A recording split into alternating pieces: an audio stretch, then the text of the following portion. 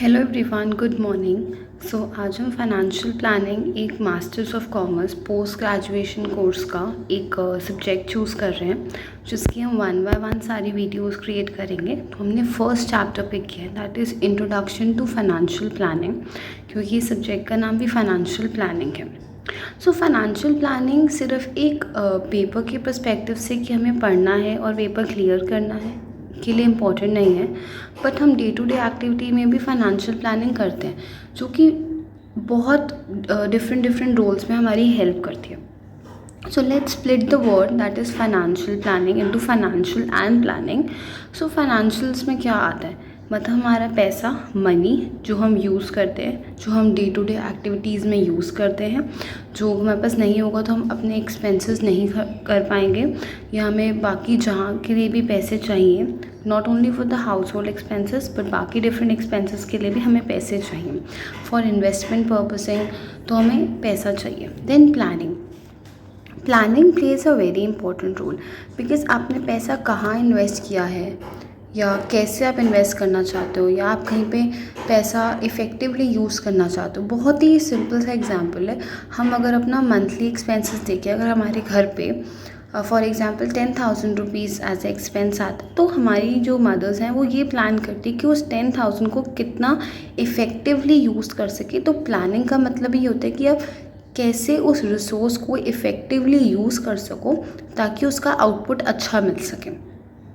तो financial planning का भी यही मतलब होता है कि जितना भी पैसा है उसे हम कितना इफ़ेक्टिवली यूज़ कर सके, कितना अच्छे से एग्जीक्यूट कर सके, ताकि जितने हमारे गोल्स हैं जो हमने अचीव करने हैं वो हमें रिसीव हो जाए।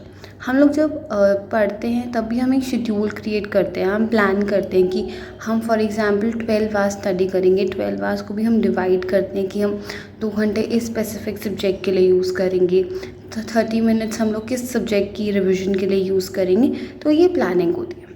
अब यहाँ पे हमने जैसे कुछ एग्जांपल्स लिए हैं, जब हम मनी प्लान करते हैं तो हम किस लिए प्लान करते हैं, कुछ इवेंट है या कुछ पार्टी के लिए, कुछ सेलिब्रेशन है, या फिर हमें कुछ घर ख़रीदना है, कुछ प्रॉपर्टी इन्वेस्टमेंट करनी है, या फिर हमारे डे टू डे एक्सपेंसेस हैं उनके लिए हमें पैसे चाहिए।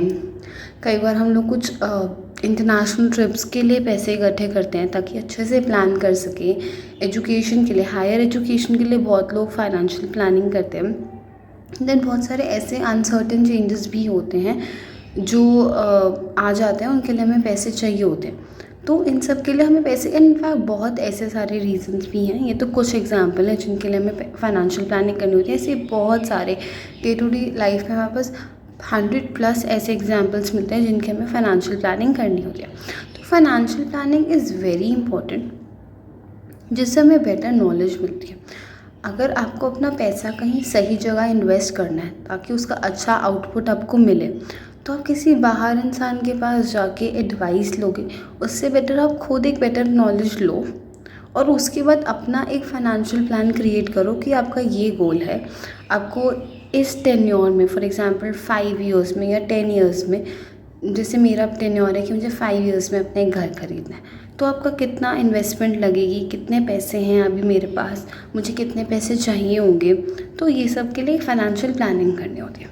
ओन पोर्टफोलियो, आपको एक अपना पोर्टफोलियो क्रिएट करना होगा कि आपके पास ये पैसे हैं, अगर आपको कितना पर मंथ या पर ईयर के हिसाब से आपको इन्वेस्टमेंट करनी है, कहाँ पे इन्वेस्टमेंट करनी है, कौन सा रिटर्न आपको मिल सकता है, वो हम लोग बाद में डिस्कस करेंगे कि कितना रिटर्न आता है, कहाँ हम इन्वेस्ट कर सकते हैं, उसमें रिस्क फैक्टर क्या होता है, वो आगे वाले टॉपिक्स में आके डिस्कशन होगा। बट अभी के लिए ये है कि हमें फाइनेंशियल प्लानिंग करनी चाहिए ताकि हम फाइनेंशियल डिसीजंस ले सकें।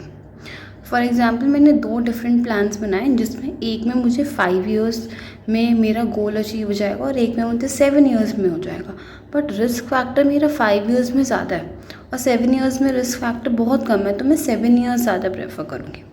रिस्क भी रिड्यूस हो जाएगा और टाइम टू टाइम हमें ना जो अपनी फाइनेंशियल प्लानिंग है ना उसको ऑल्टर करते रहना चाहिए, वेरिएशंस लाते रहना चाहिए, क्योंकि हर टाइम हर सिचुएशन कांस्टेंट नहीं होती। कभी इन्फ्लेशन है, कभी मार्केट में क्या चीज़ें न्यू आ रही हैं, मार्केट डिप्रेस्ड हो रही है, इन्फ्लेशन आ रहा है, तो उस सब चीज़ों को देख के हमें time to time financial planning करनी चाहिए और उसमें चेंजेस लाने चाहिए।